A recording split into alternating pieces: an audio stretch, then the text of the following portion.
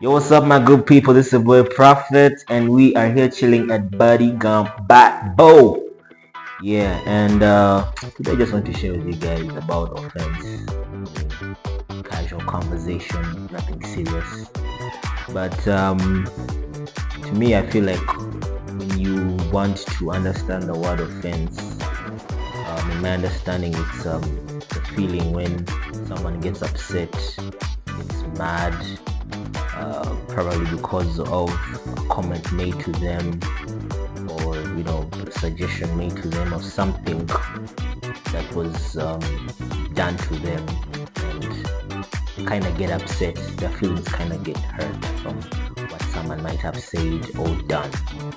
So that's what I can understand by offense. And man, I have been offended willingly, unwillingly, and what can I say? It's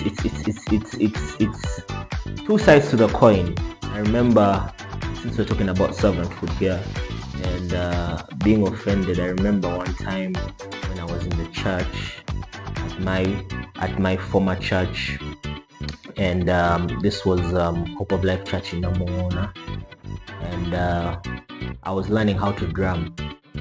I've been passionate about drums ever since I was a toddler, and opportunity came and they bought drums at church, and I was super excited, but I didn't know how to play. But I had the desire and I was willing to learn, but I didn't have a teacher at that moment. So I remember going to church every day, pulling out the drums, rehearsing. And I remember the first outing we had at church. Man, it was horrible. I was losing beat. I didn't know which groups to play, and I remember there's a guy who thought, he thought he knew. He came out and he pushed me away and said, I'm just paraphrasing what he said. He spoke in Uganda. He just pushed me away and said like, you don't know how to play. Let me show you how these drums are worked. So the guy, not bragging, but the guy was even more worse than I. But because he was an elder in the church, I had to give him space. But I was offended in a way that his actions, you don't come and pull up on someone mid-service, mid-praise, and you tell them to go off the drums in front of the whole congregation, the pastors and everyone looking. I really felt like ashamed, belittled. I really felt like, I wasn't worthy. However, two things could have happened from there. I could have either stopped wanting to play the drums. I could have either left the church. I could have either just said, you know what, I'm done. Let him play the drums. I won't even bother learning. But I did not take that route because I loved the drums and I wanted to serve God. It only takes, I think, a mature person to understand this. But I wasn't mature by then so much in the faith. I was only at campus my first year, second sem. I was still growing in the faith more and more. So I just thank God I made the right decision. I didn't back down. I instead sought for more wisdom and knowledge about the matter. So my cousin links me up with a musician, and he knows how to play multiple instruments, and I went and got one solid lesson from him. I remember asking him to play all the church grooves, like he played them 10 seconds each, and I recorded them on my phone, and I went back to church the following week and I practiced those grooves. I put my headsets on, plugged my phone, and I rehearsed everything. Like I would listen to a groove and I play it and I practice it and I practice it. By the time I went back the following Sunday, the gentleman who kicked me off the drums could not, because I was a mile away.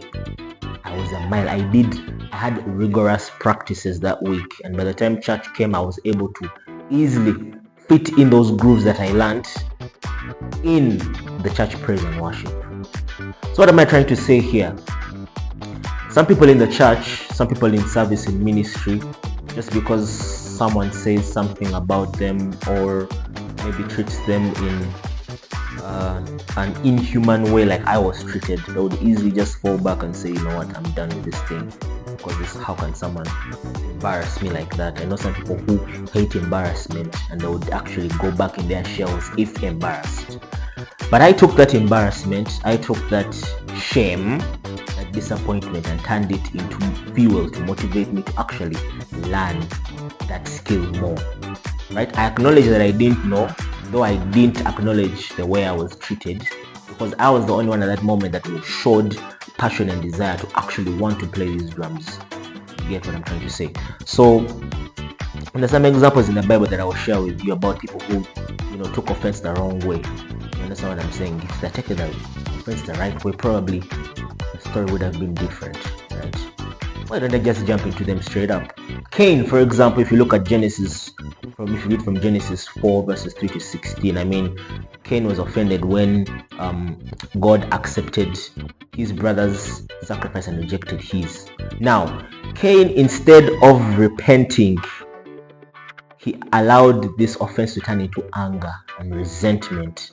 And at the end of the day, it even ended up in murder. Like the guy murdered his brother. Why? Because God rejected his sacrifice. Probably if he actually went back and said, okay, God rejected my sacrifice, I don't feel good about it, but what can I do to make God accept my sacrifice? I think it was just a matter of asking for, forgiveness and, doing better.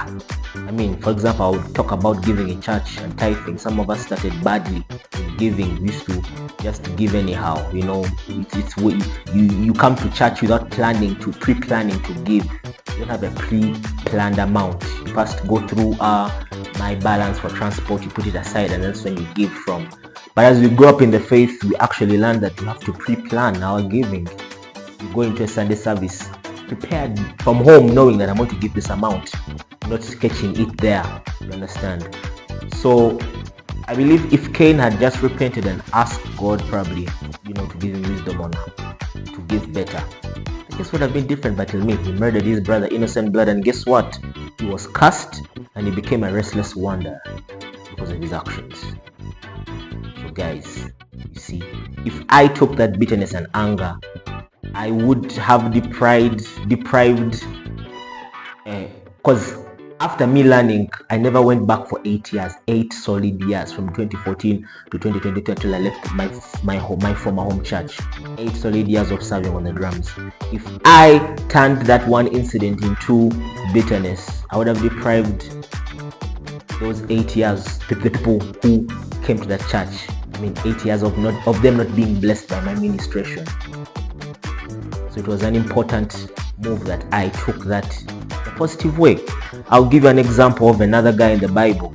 And look at King Saul, for example. If you read from 1 Samuel 18, verses 6 to 12, and still 1 Samuel chapter 15, verses 10 to 26. If you look at Saul was offended when David received more praise than him.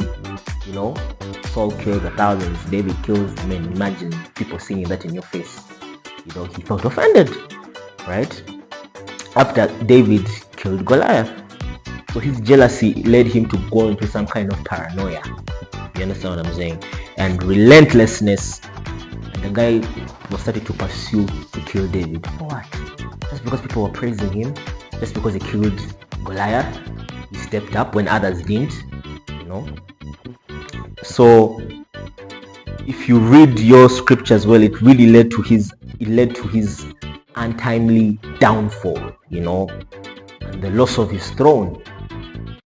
God went ahead and anointed anointed David as king. He lost all that just because of jealousy, just because of pride, just because of bitterness, because guys were praising David and not him.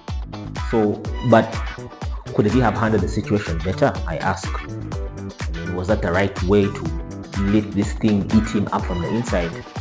So the honest truth is, as I conclude, is you will be offended anywhere, even in Christian spaces where you serve. You're working with people, you're working with human beings, and at some point, willingly or unwillingly, they will step on you.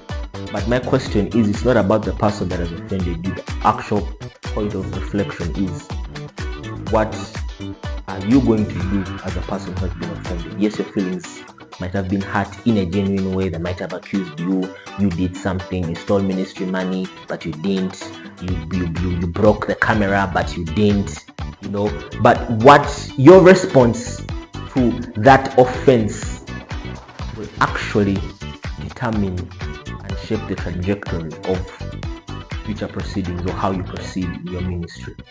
So it's very important that you take offense the right way and not the bad way. Offense can lead to bitterness. It can lead you to, Saul lost his throne. You might take offense and you become so bitter that you lose the anointing that God placed upon your life. So I encourage you guys, take offense the right way. If someone steps in, you don't step on their back. Forgive, pray for them, pray for those who offend you, because they're also not perfect. In your unknowingness, you might also have offended someone. So pray for those who offend you, forgive those who offend you, and make peace and move on with the administration upon your life. That's how I believe you will be a servant